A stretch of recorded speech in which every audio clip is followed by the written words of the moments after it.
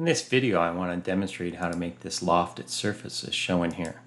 So first I'm going to Control Tab back to my blank open document, and I'm going to start by creating an offset plane from the top. So I'll select the top, reference geometry plane, I'll make my distance 4 inches above. It's fully defined, I'll say OK.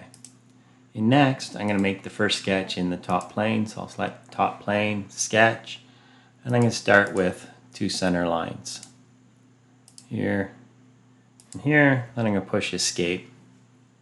Then I'm going to create a couple of 3-point arcs. I'll start with this style here.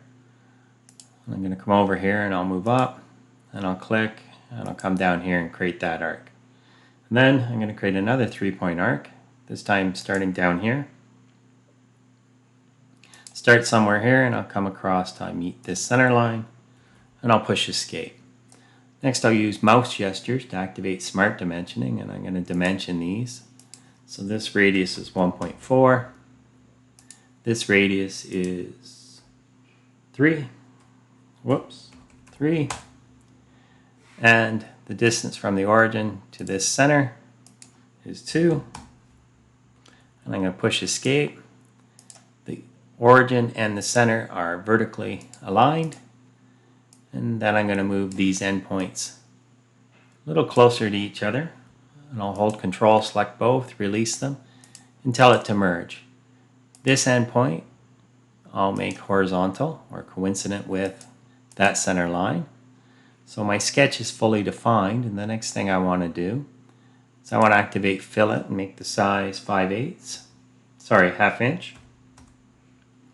And I'm going to fillet this corner, and I'll right click to accept that, and I'll exit the fillet command. Now I'll window select this, and I tell it to mirror that. Because I only had one center line selected, it knows to mirror about that. Again, I'll window select it all, and then I'll activate mirror. But because there's 2 center lines, it doesn't know what to mirror about. So I'm going to click here. I also want to make sure I copy this. I'm going to turn that checkbox on. And I'm going to mirror about this center line, and I'll right click to accept that. And there's my first sketch. I'll exit the sketch. Next I want to sketch in this plane, so I'll select it until I want to sketch. I'll use mouse gestures to activate circle. I'll click on the origin, move out and click to create my circle. Again, use mouse gestures to activate smart dimension.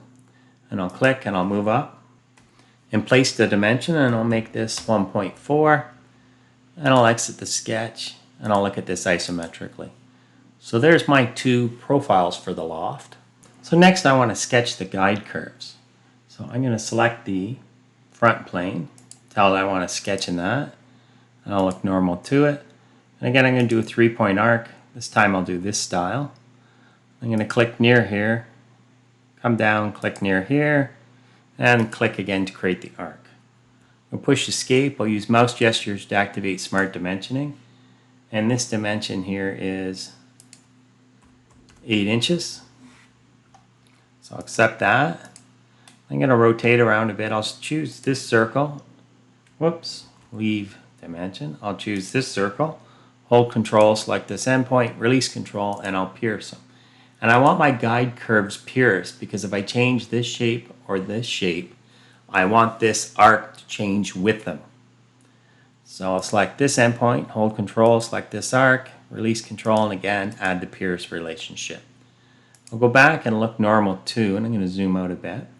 And now I want to create a center line up here and come straight down to here. I'm going to push escape. This needs to be vertical.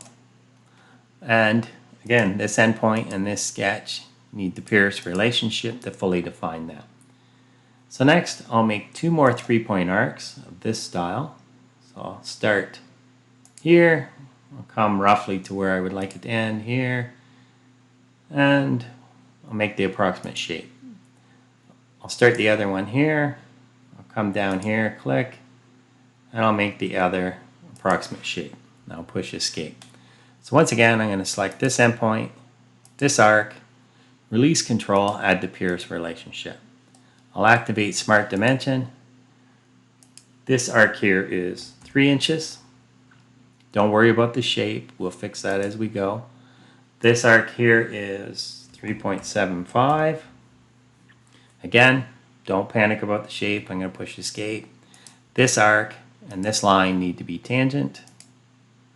And this is going to jump around a lot yet. Again, don't worry about it.